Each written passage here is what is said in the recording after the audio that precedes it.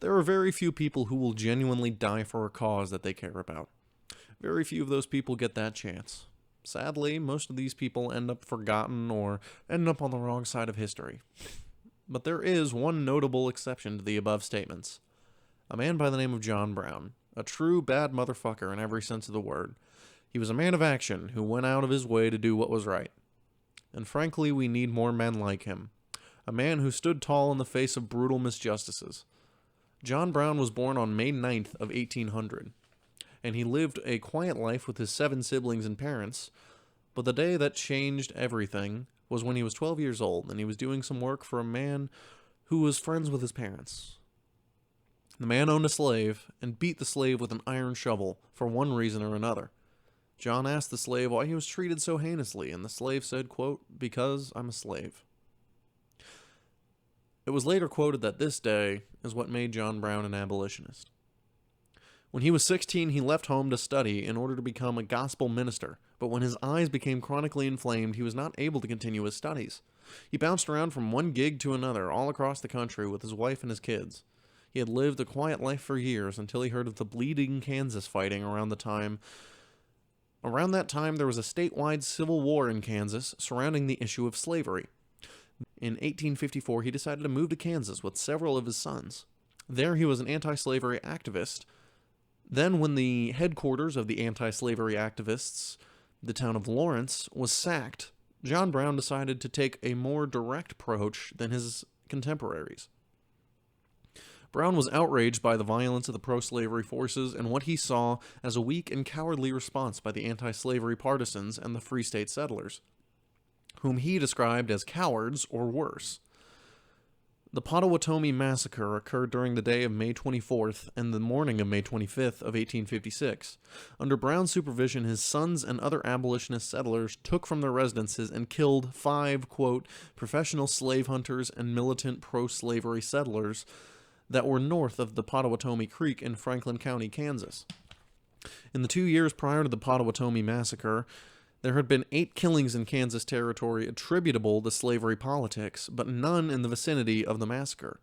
There had been no prior organized action by abolitionists against pro-slavery forces. The massacre was the match in the powder keg that precipitated the bloodiest period in the Bleeding Kansas history. A 3-month period of retaliatory raids and battles in which 29 people died. In 1856, a force of Missourians, led by Captain Henry Clay Pate, captured John Jr. and Jason, and they destroyed the Brown family homestead and later participated in the sack of Lawrence. On June 2nd, in the Battle of Blackjack, John Brown and 9 of his followers and 20 local men successfully defended a free state settlement at Palmyra, Kansas, against an attack by Pate. Pate and 22 of his men were taken as prisoner, and after their capture, they were taken to Brown's camp and received all the food Brown could find.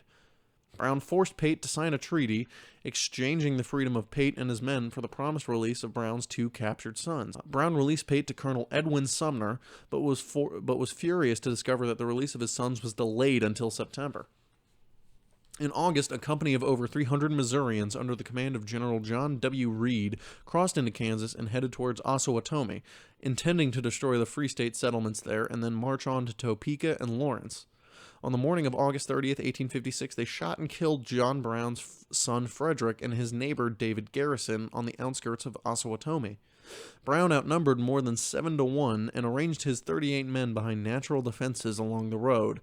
Firing from cover, they managed to kill at least 20 of Reed's men and wounded 40 more. Reed regrouped and ordered his men to dismount and charge into the woods. Brown's small group scattered and fled across the Marie de Seine River and was killed during the retreat, and 4 were captured. While Brown and his surviving men hid in the woods nearby, the Missourians plundered and burned Pottawatomi. Despite his defeat, Brown's bravery and military shrewdness in the face of overwhelming odds brought him national attention and made him a hero to many northern abolitionists. On September 7th, Brown entered Lawrence to meet with Free State leaders and help fortify against a feared assault. At least 2,700 pro-slavery Missourians were once again invading Kansas, and on September 14th they skirmished near Lawrence, and Brown prepared for battle, but serious violence was averted when the new governor of Kansas, John W. Geary, ordered the warring parties to disarm and disband, and offered clemency to former fighters on both sides. Brown, taking advantage of the fragile peace, left Kansas with 3 of his sons to raise money from supporters in the North. Then we get to what makes John Brown a legend, and what makes him a true bad motherfucker. The raid on Harper's Ferry. Quote, he had been waiting 20 years for some opportunity to free as many slaves as possible. We have all been waiting with him for the proper time that he should put his resolve into action.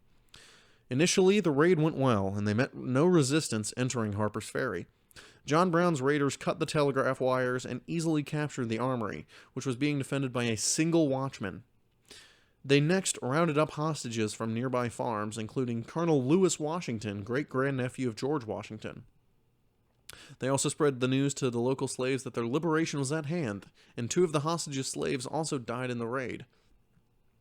Things started to go wrong when an eastbound Baltimore and Ohio train approached the town. After holding the train, Brown inexplicably allowed it to continue on its way. At the next station where the telegraph still worked, the conductor sent a telegram to B&O headquarters in Baltimore, and then the railroad sent telegrams to President Buchanan and Virginia Governor Henry Wise. News of the raid reached Baltimore early that morning, and Washington by late morning. In the meantime, local farmers, shopkeepers, and militia pinned down the raiders in the armory. By firing from the heights behind the town, some of the local men were shot by Brown's men, and at noon, a company of militia seized the bridge, blocking the only escape route. Brown then moved his prisoners and remaining raiders into the fire engine house, a small brick building at the armory's entrance. He had the doors and windows barred and loopholes cut through the brick walls. The surrounding forces barraged the engine house, and the men inside fired back with occasional fury. Brown sent his son Watson and another supporter out under a white flag, but the angry crowd shot them dead. Intermittent shooting then broke out, and Brown's son Oliver was wounded. His son begged his father to kill him and end his suffering, but Brown said, quote, if you must die, you must die like a man. A few minutes later, Oliver was dead. The exchanges lasted throughout the day. By the morning of October 18th, the engine house, later known as John Brown's Fort, was surrounded by a company of U.S. Marines under the command of First Lieutenant Israel Green, USMC, with Colonel Robert E. Lee of the then United States Army in overall command. Army First Lieutenant J.E.B. Stewart approached under a white flag and told the raiders their lives would be spared if they surrendered. Brown refused, saying, quote, no, I prefer to die here.